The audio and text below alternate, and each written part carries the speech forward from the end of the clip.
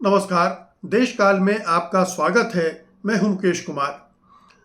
दोस्तों, supreme court के प्रधान न्यायाधीश जस्टिस सूर्यकांत के रुख में जो नरमी देखी जा रही है या जो बदलाव आया है वो हैरत पैदा करने वाला है और इसीलिए तमाम जगहों पर हलकों में चर्चा हो रही है कि आखिरकार जस्टिस सूर्यकांत को हो क्या गया है, उनके रुख में इतना बड़ा परिवर्तन क्यों आया है और इसके मायने क्या हैं। बदलाव तो आया है। कॉकरोच जनता पार्टी के आंदोलन में पुलिस द्वारा जो ज्यादतियां हुई हैं, पैलेट गन चलाई गई, सैकड़ों छात्रों को गिरफ्तार किया गया, छात्र छात्राओं के साथ ज्यादती की गई, उन पर लाठी बरसाई गई, छात्राओं के साथ यौन दुर्व्यवहार भी किया गया। इनसे संबंधित जो याचिकाएं आई थी उनके मामले में वो पहले के मुकाबले कहीं ज़्यादा विनम्र दिखे और कहीं ज़्यादा सहनशील दिखे और उनका रुख जनता के पक्ष में दिखा, छात्र छात्राओं के पक्ष में दिखा और यही हैरानी का कारण बन रहा है। आपको याद होगा कि अभी 22 जुलाई को ही पुलिस कार्रवाई को लेकर जब एक याचिका का मेंशन किया गया था उनके कोर्ट में, तो उन्होंने कहा था कि हमारा अपना समय बर्बाद न करें, वीडियो देखने में दिलचस्पी नहीं है, अभी समय नहीं है। हालांकि उसके बाद जस्टिस सूर्यकांत ने सफाई भी दी कि उन्होंने ऐसा क्यों कहा था, लेकिन वो बहुत ही नकारात्मक वाक्य था जो उन्होंने कहा था और उससे उनकी जो पहले से बनी नकारात्मक छवि है, जो उन्होंने बहुत पहले जो बयान दिया था महीने डेढ़ महीने पहले कि बेरोजगार काकरोच हैं, परजीवी हैं वगैरह वगैरह, और उसके बाद एक पार्टी खड़ी हो गई कॉकरोच जनता पार्टी और एक पूरा आंदोलन खड़ा हो गया। छात्र छात्राएं लाखों की संख्या में खड़े हो गए, जगह जगह, न केवल जंतर मंतर में बल्कि देश के विभिन्न हिस्सों में आंदोलन शुरू हो गए। तो वो उसकी जड़ में उनके वो वाक्य ही थे जिसे अभिजीत दीपके ने उठाया और ढेरों मीम्स बनाए और फिर अपनी पार्टी लॉन्च कर दी और उससे लाखों लोग जुड़ भी गए और उसने एक नए तरह का माहौल बना दिया कि इस देश का सर्वोच्च न्यायालय, प्रधान न्यायाधीश छात्र छात्राओं को, बेरोजगारों को इस तरह से संबोधित करता है, उसकी दृष्टि में वो काकरोच हैं। हालांकि इस बारे में भी जस्टिस सूर्यकांत ने सफाई दी थी, लेकिन जो बात निकल गई और जो बात लोगों के दिमाग में घुस गई उसने तहलका मचा दिया और उसी की वजह से एक अनजानी सी काकरोच जनता पार्टी ने इतना बड़ा समर्थन खड़ा कर लिया कि सरकार को उसके सामने घुटने टेकने पड़ गए। सरकार ने अपनी पूरी ताकत लगा दी उस आंदोलन को दबाने में, कुचलने में, तोड़ने में। उसने कोई कोर कसर नहीं छोड़ी, हर हथकंडा अपनाया, लेकिन वो आंदोलन चला और अपने मुकाम पर पहुंचा। तो जस्टिस सूर्यकांत के दिलो दिमाग पर यह बात ज़रूर रही होगी कि आज जिस केस की वो सुनवाई कर रहे हैं उसकी जड़ में उनके वो वही बयान हैं, उनका वही वो रुख है जो आज वापस घूमकर उनकी अदालत में आया है। और इसीलिए शायद उन्हें लगा हो कि अगर उनका रुख पहले जैसा रहा तो उनके बारे में और सुप्रीम कोर्ट के बारे में जो नकारात्मक धारणाएं बन गई हैं वो और मजबूत होंगी। इसीलिए आज जब उनकी अध्यक्षता वाली बेंच बैठी, कल जो उनकी अध्यक्षता वाली बेंच बैठी, बल्कि एक दिन पहले भी, जिसमें जस्टिस जयमौल बागची और जस्टिस वी मोहना भी थे, उन्होंने शुरुआत से ही एक ऐसी लाइन ली जिसमें ऐसा लगे कि उनकी हमदर्दी आंदोलनकारियों के साथ है। वो पुलिस के बचाव में, सरकार के बचाव में वहाँ पर नहीं है। और यहीं से वो पहले दिन उन्होंने कहा कि शांतिपूर्ण और कानूनी विरोध प्रदर्शन संवैधानिक अधिकार है और केवल आंदोलन होने से पुलिस की ज्यादती जायज नहीं ठहराई जा सकती। यहाँ से उनका सिलसिला शुरू हुआ। आरोपों को उन्होंने गंभीर माना, जिसमें गंभीर चोटें आई, महिलाओं को, वकीलों पर हमले हुए, मीडिया पर हमला हुआ, पैलेट गन चली, प्लेन क्लॉथ्स में पुलिस को तैनात किया गया, उन्होंने भी कार्रवाई की। तो उसके आधार पर उन्होंने बोला कि प्राइमा फेसाई अपराध का मामला तो बनता है। उन्होंने पूछा, why should there not be an independent probe into this allegation. मतलब सरकार अभी कोई सहमति दे नहीं रही है और वो खुद कह रहे हैं कि इसकी स्वतंत्र जांच क्यों नहीं होनी चाहिए, और जिसने भी जातियां की हैं उनको सबूतों के आधार पर निष्पक्ष और पारदर्शी जांच के आधार पर दंडित क्यों नहीं किया जाना चाहिए, जिम्मेदारी क्यों फिक्स नहीं की जानी चाहिए।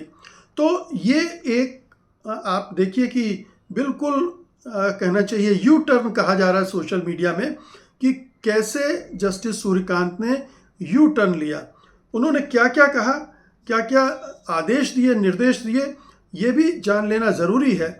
उन्होंने कहा कि एक स्वतंत्र जांच होनी चाहिए, हाई पावर्ड कमेटी SIT बननी चाहिए जो पूर्व सुप्रीम कोर्ट जज की अध्यक्षता में हो, इसके संकेत दिए उन्होंने। और दिल्ली समेत असम, बिहार, पश्चिम बंगाल, उत्तर प्रदेश, मध्य प्रदेश, महाराष्ट्र, केरल सभी राज्यों में की घटनाओं की जांच की जिम्मेदारी उसको देने की बात कही। और इसमें दोनों पक्षों की जांच की जाएगी कि पुलिस के साथ कुछ ज्यादती हुई है या पुलिस ने प्रदर्शनकारियों के साथ ज्यादती की है, दोनों की जांच होगी और जवाबदेही तय होगी। यही नहीं, तत्काल राहत भी दी उन्होंने। मतलब उधर JP नड्डा ने कॉकरोच जनता पार्टी से ये वादा किया था कि जितने भी आंदोलनकारी हैं उन्हें छोड़ दिया जाएगा, उनके खिलाफ कोई कार्रवाई नहीं की जाएगी। वो तो नहीं हो पाई थी, उसके पहले ही सुप्रीम कोर्ट ने बिना आपराधिक इतिहास वाले छात्रों और सभी नाबालिगों जो 18 वर्ष से कम हैं तुरंत रिहाई के आदेश दे दिए। सरकार ने आदेश देती इसके पहले ही उसने आदेश दे दिए और ये भी निर्देश दिए कि उनके खिलाफ कोई ज़बरदस्ती कार्रवाई न किया जाए, ये भी उनको निर्देश दे दिए। एक तीसरा निर्देश ये दिया कि सारे सबूत सुरक्षित रखे जाएं, चाहे वो CCTV का फुटेज हो, drone, body worn camera, wireless PCR logs और अन्य इलेक्ट्रॉनिक डिजिटल सबूत सारे प्रिजर्व किए जाएं। प्रदर्शनकारियों का व्यक्तिगत और डिजिटल डेटा सार्वजनिक बिल्कुल ना किया जाए। तो आप देखिए कि एकदम से पुलिस और जांच के मामले में जस्टिस सूर्यकांत बिल्कुल कड़ा रुख अख्तियार करते हुए देखते हैं और ये बहुत चौंकाने वाला लगा लोगों को कि ये कैसे इस तरह की बात वो कर रहे हैं। अब ये तो साफ दिख रहा है कि जस्टिस सूर्यकांत का रुख बदल गया है। बदलने की क्या वजह है, इसको लेकर अभी कयास ही लगाए जा रहे हैं। कुछ इसको इस तरह से देख रहे हैं कि शायद हृदय परिवर्तन हुआ है जस्टिस सूर्यकांत का, इसलिए उनको ये एहसास हुआ है कि उनके पूर्व के बयान से बहुत सारी चीज़ें खड़ी हो गई, सरकार के लिए भी मुसीबत खड़ी हो गई, सरकार भी परेशानी में पड़ी और पूरे देश भर में एक उबाल आ गया और उनकी जो छवि है वो बहुत बुरी तरह से ख़राब हुई। जस्टिस सूर्यकांत को पूरे समाज में एक नकारात्मक व्यक्ति के तौर पर देखे जाने लगा और ये भी माना जाने लगा कि वो देश के साथ न्याय नहीं कर रहे हैं, वो सत्ता पक्ष की तरफ झुके हुए हैं। तो अगर इस तरह की आलोचना उन्हें झेलनी पड़ी आते ही और उसकी वजह से उनकी छवि भी खराब हो रही, तो ये एक अंदाज है कि उन्होंने अपने रवैये को बदला है, उन्होंने अपने रुख में परिवर्तन लाया है ताकि उनकी छवि बेहतर बने और सुप्रीम कोर्ट की भी उसकी वजह से जो बदनामी हुई है वो भी ना हो, उसको भी किसी तरह से डैमेज कंट्रोल किया जाए। CGI ने खुद आंदोलन को जन्म दिया था और अब वे उसके नतीजों से निपट रहे हैं। कुछ लोगों ने इसको इस तरह से भी कहा, आयरनी डाइज एट 1000 डेथ्स, ऐसे वाक्य वायरल हो रहे हैं और कुछ ने राजनीतिक साजिश या दबाव के आरोप भी लगाए हैं। यानी जस्टिस सूर्यकांत का जो रुख बदला है वो स्वाभाविक भी हो सकता है, अपनी समझदारी की वजह से भी हो सकता है, अपने रुख में बदलाव की वजह से भी हो सकता है और ये भी एक पक्ष मानता है कि शायद सरकारी दबाव की वजह से उन्होंने ये स्ट्रेटजी अपनाई है, ये रणनीति अपनाई है कि ताकि ना उनकी छवि खराब हो, न सरकार की छवि खराब हो, कि सरकार रोड़े अटका रही है, सरकार परेशान करना चाहती है। ये जो चीज़ें हैं ये डिस्कस की जा रही हैं पूरे मीडिया में। अब ये तो अभी नहीं कहा जा सकता कि सचमुच में जस्टिस सूर्यकांत का जो नया रूप देखने को हमें मिल रहा है पिछले 2 दिन की सुनवाई के दौरान वही असली रूप है, क्योंकि ये कानूनी हलकों में चर्चा है कि हमारे जो जजेस हैं वो ओरल रिमार्क्स बहुत देते हैं, यानी ज़ुबानी टिप्पणियाँ बहुत करते हैं और बहुत शानदार और क्रांतिकारी टिप्पणियाँ कर देते हैं। और ऐसा लगता है कि अब तो सुप्रीम कोर्ट सरकार की बजा देगा या न्याय देकर ही रहेगा। लेकिन जब तक फैसला लिखा जाता है तब तक बहुत सारी चीज़ें बदल जाती हैं, क्योंकि जजों की जो मौखिक टिप्पणियाँ होती हैं उनका कोई महत्व नहीं होता है, वो फॉर्मल जजमेंट नहीं होती हैं। जजमेंट वही होते हैं जो फाइनली लिखा जाता है। इसीलिए ये संदेह प्रकट किया जा रहा है कि बहुत मुमकिन है कि जो अभी हमारे चीफ जस्टिस कह रहे हैं वो फैसले में हमें नज़र न आए। सीजीआई ने खुद ओरल ऑब्जर्वेशंस की रिपोर्टिंग पर प्रोटोकॉल की मांग की है। कई वकील कहते हैं कि संदर्भ हटाकर रिपोर्टिंग से विवाद बढ़ता है। ये हमारे सीजीआई और बहुत सारे जजों का मानना है, लेकिन हमारे जजेस बहुत सारे ऐसी टिप्पणियां करते हैं जिसकी वजह से वो खुद अपने क्रिटिसिज्म को आमंत्रित करते हैं, मुसीबतों में फंसते हैं। और इसलिए उन्हें सावधान होना चाहिए कि बहुत बढ़ चढ़कर टिप्पणी ना करें। जो फैसले में लागू हो सकता है, इम्प्लीमेंट किया जा सकता है, वहाँ तक जाएं वो। लेकिन होता यह है कि जजेस अपनी छवि बनाने के लिए, अपनी क्रांतिकारिता दिखाने के लिए बड़ी बड़ी बातें कर जाते हैं और बाद में फिर हम पाते हैं कि वो फैसले में उन्होंने उसको शामिल नहीं किया है।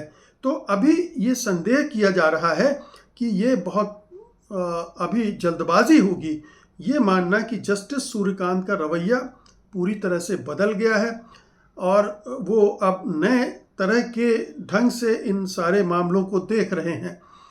ये एक छलावा भी हो सकता है और एक हकीकत भी हो सकती है, लेकिन ये तो साफ दिख रहा है कि जस्टिस सूर्यकांत पर दबाव सरकार का हो न हो, लेकिन जनता का ज़रूर पड़ गया है। सीजे ये जो कॉकरोच जनता पार्टी है उसका जो आंदोलन था उसने देश भर में जो प्रतिक्रिया पैदा की है या सामने आई है प्रतिक्रिया, वो बेसिकली अदालत में की गई एक टिप्पणी की वजह से आई।